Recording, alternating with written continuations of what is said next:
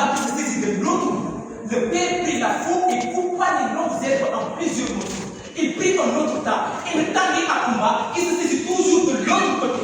Donc pour cette, au lieu de couper les longues herbes, il sectionna le poil des affaires pour faire tomber le bracelet en or.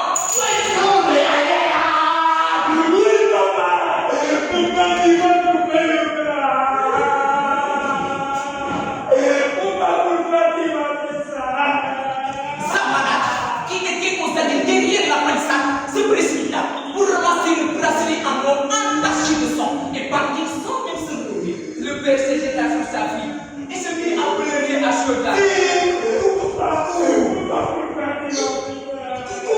Excuse-moi ma fille, écoute-moi, je te promets, je vais te soigner et tu vas guérir ma fille. Allez viens, doucement. La femme alla retrouver sa fille, Kumba la punait, pour essayer de lui mettre le bracelet en or. Toutefois, elle essaya de toutes ses forces, mais le bracelet... Celui-ci osera encore vous dégager. Les jeunes de mon royaume sont à vous. Et ils vont venir prendre Kumba et l'abonner le bonheur et la prospérité. Effrayée, la femme sortit vite de la chambre avec sa fille. Le serpent, après s'être posé sur la petite table de chevet de Kumba l'orphelin, se transforma de nouveau en bracelet. Mais Kumba la punait, elle pleurait comme une forcenée, en tapant sur sa mère et en se voulant par quel bon fils épileptique.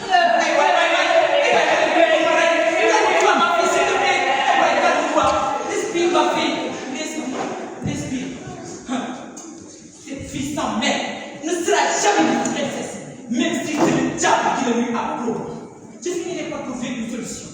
Elle ne sera pas chez moi. Quand les émissaires arriveront, et c'est toi qui vas la remplacer. Moi, si tu ne deviens pas princesse, personne ne sera princesse ici. Commence déjà à préparer ta démarche de princesse. Dis-la. Et le bracelet alors? n'est pas ma fille, je m'en chargerai personnellement. Ne fais pas ça toi aussi. Commence déjà à préparer ta démarche de princesse. Laisse-moi voir, s'il te plaît. Devant mes listes, nous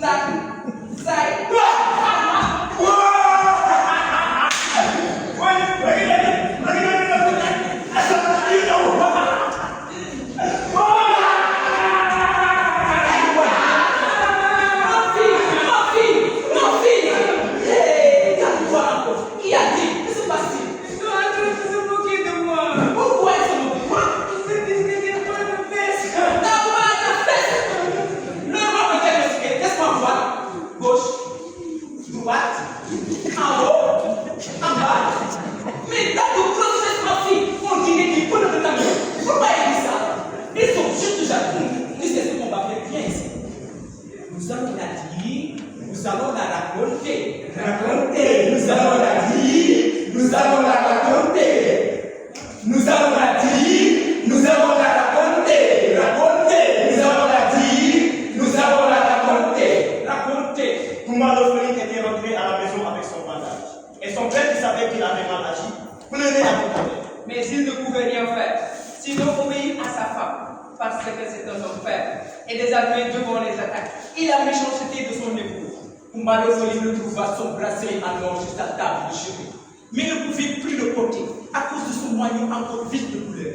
Elle pleura toute la nuit, tout en pensant à sa mère. Si elle était encore en vie, personne n'oserait s'attaquer à elle et lui faire du mal. Elle pleura jusqu'à l'aube, au moment exact où elle allait s'écouler de fatigue, après une nuit qui semblait interminable.